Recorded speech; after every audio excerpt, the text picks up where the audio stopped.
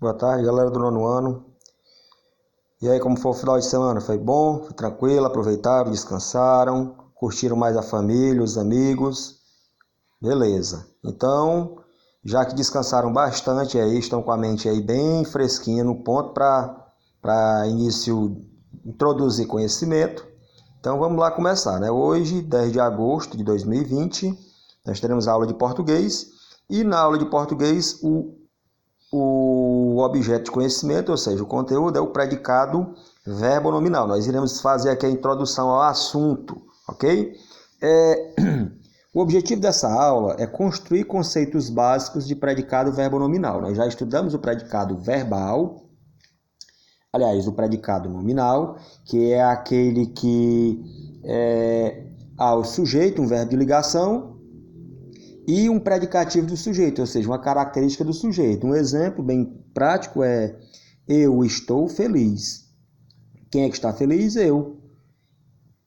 O que eu estou falando do eu? Estou feliz. Então, estou feliz é o predicado.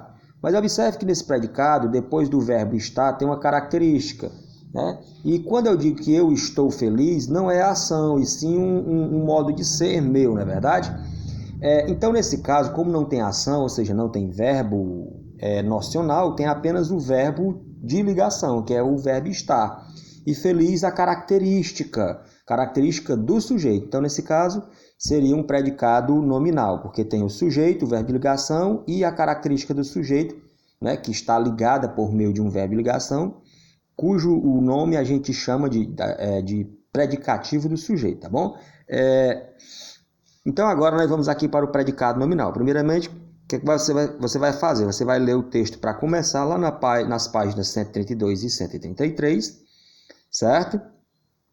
Depois você vai copiar e responder as questões que estão localizadas na página 33. Questões 1, 2, 3, 4 e 5. E você tem até o dia 17 de agosto para entregar, mas eu sei que vocês vão entregar hoje. Mas para que o conhecimento fique melhor construído, eu preparei aqui um pequeno vídeo. Na verdade, eu escolhi o vídeo, não preparei, é um vídeo do YouTube. E eu vou passar aqui para vocês, para que vocês entendam mais ou menos o que é um predicado verbo nominal, tá bom? Só um instantinho. Então, vamos lá. Escutem aí. Casos de predicado nominal. Predicado nominal, o próprio nome diz. O que é que vai ser o núcleo? Então, aqui, ó, nós estamos primeiramente fazendo um apanhado do que nós já estudamos em um momento anterior, que é o predicado nominal. Em seguida vai ter o predicado verbo nominal. Um nome, certo? Por isso é chamado predicado nominal. E os verbos desse predicado são verbos diferentões, porque eles são chamados verbos de ligação. E a sequência fica essa daqui: sujeito, verbo de ligação, mais um predicativo. Esse predicativo é que é o núcleo do predicado nominal, certo? Por isso, predicado nominal. Predicado será o nome, o predicativo. Lembrando que o predicativo vai ser representado por um nome que será um adjetivo na maioria das vezes, mas pode ser um substantivo que assuma o valor de adjetivo. E os verbos de ligação usados nos predicados nominais são estes: ser, estar, ficar, continuar, parecer, tornar-se, e outros que podem aparecer como verbo de ligação, certo? Lembrando, pessoal, que esses verbos de ligação eles não podem indicar ação, porque quando indica ação, o verbo é núcleo, e quando ele não indica ação, o verbo não é núcleo, tá bom? E ele vai ser considerado predicado, aliás, é verbo de ligação, e não um verbo nocional, que é o verbo que dá a ideia de ação. Como é o caso do verbo andar, por exemplo, que pode ser tanto o verbo que indica ação como o verbo de ligação. Por exemplo, o verbo andar, ele pode ser um verbo que indica ação e pode ser um verbo que indique, que seja verbo de ligação. Por exemplo, quando eu digo assim, ó, eu andei na praça. Observe que quando eu digo que andei na praça, eu pratiquei a ação de andar, não é verdade? Então, nesse caso, o verbo andar é o núcleo e o predicado vai ser verbal. Agora, quando eu digo assim, fulano de tal anda doente, isso quer dizer que ela parece doente, não é verdade? Então, o verbo andar aí ganhou um novo significado, e que não indica ação, certo? Ele está ali apenas para ligar a característica que é doente ao sujeito, que é o fulano de tal. Então, fulano de tal doente, ou seja, ele parece, está, continua, permanece, e no nosso caso, anda doente, não é? Isso é importante entender a diferença entre um predicado e o outro. Tudo bem? Porque, por exemplo, eu andei depressa é uma coisa. Agora, se você disser eu andei doente, já mudou. Eu andei doente, doente é predicativo. Então, o verbo andar passa a ser verbo de ligação. Vamos ver alguns exemplos. O dia está claro. O verbo estar, que a gente já sabe que é um verbo de ligação. E claro, que é a característica desse dia, ou seja, é o adjetivo usado para caracterizar o dia. Esse adjetivo é o nosso predicativo, dentro do predicado nominal. O adjetivo sempre vai ser chamado de predicativo dentro do predicado nominal, certo? Só o adjetivo, professor?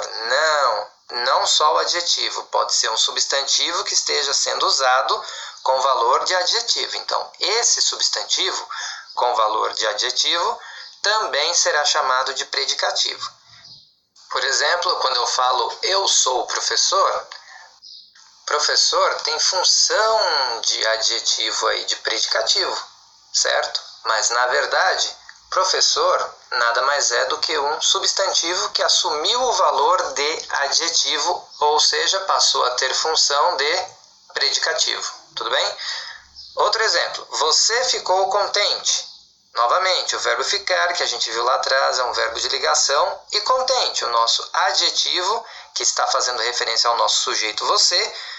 Galera, é interessante notar que os verbos eles só são considerados de ligação se depois dele tiver uma característica do sujeito. Porque, por exemplo, se você disser assim, você ficou em casa. Observe que em casa não é característica de você, então ficou não é verbo de ligação, tá bom? Ele só vai ser verbo de ligação se ligar a característica, que é o predicativo, ao sujeito. Caso contrário, não será. Portanto, contente, predicativo do sujeito. A mesma coisa de o dia está claro.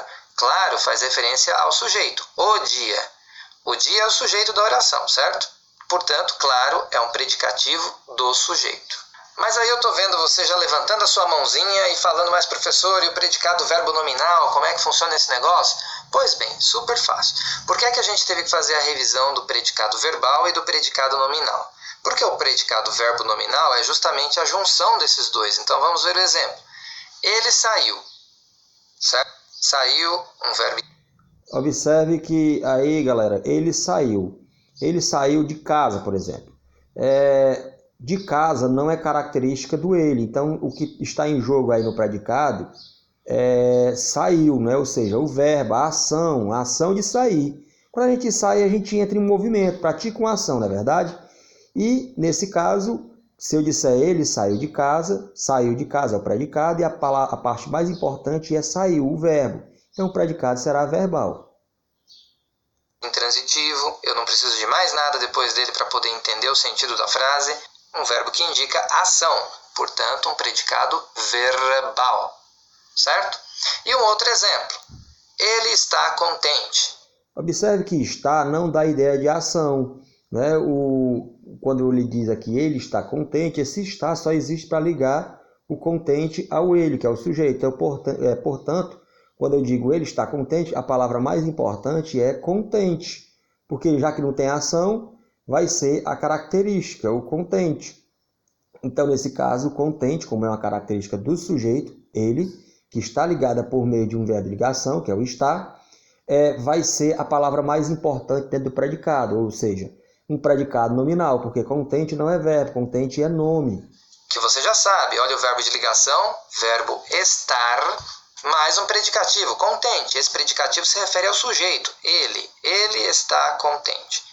Muito bem, aí você tem o nosso predicado nominal. Agora, o que é que acontece se você tentar juntar essas duas frases? Ele saiu e ele está contente. Como é que ficaria? Ele saiu contente.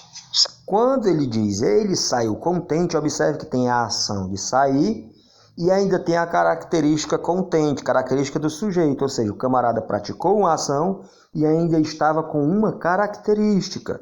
Então, como há tanto o verbo, que é indicação, e a característica, que é do sujeito, então ele vai ser considerado predicado verbonominal. Por quê? Porque tem tanto o núcleo verbo quanto o núcleo nome. Certo? A partir do momento em que você faz essa junção, ele saiu contente, um dos verbos desaparece. Qual foi? O verbo estar. Ele desaparece, mas se a gente perceber, ele fica oculto, fica escondidinho ali entre o saiu e o contente. Porque você pode dizer, ele saiu e está contente, não é verdade? Ficou ali escondidinho. Percebe? Ele saiu, ele está contente. Ele saiu contente. Não ficaria bem dizer ele saiu e está contente. Não daria certo. Então, ele saiu contente. Nesse momento, você fez a junção do predicado verbal com o predicado nominal. E o que é que acontece? Você passa a ter os dois predicados ao mesmo tempo, os dois tipos de predicados ao mesmo tempo. Portanto, vai ser chamado de predicado verbo nominal. Certo? Outro exemplo.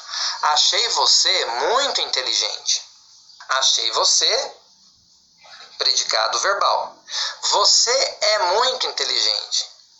Predicado nominal, o verbo ser. Lembra? Verbo ser, verbo de ligação. Você é muito inteligente. Só que nesse caso, os dois predicados foram unidos. Achei você muito inteligente. Certo? Então você tem aí também um predicado verbo nominal. É importante diferenciar o seguinte.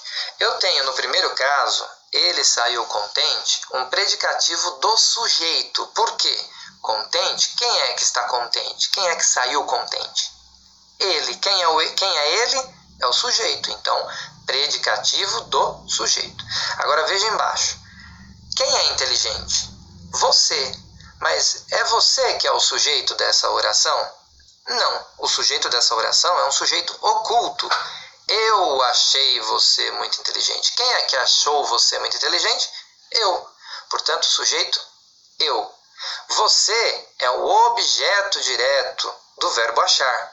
Então, inteligente não é predicativo do sujeito, é um predicativo do objeto. Então, tem que estar atento a esse tipo do predicativo, tá bom? Essa explicação e essa revisão...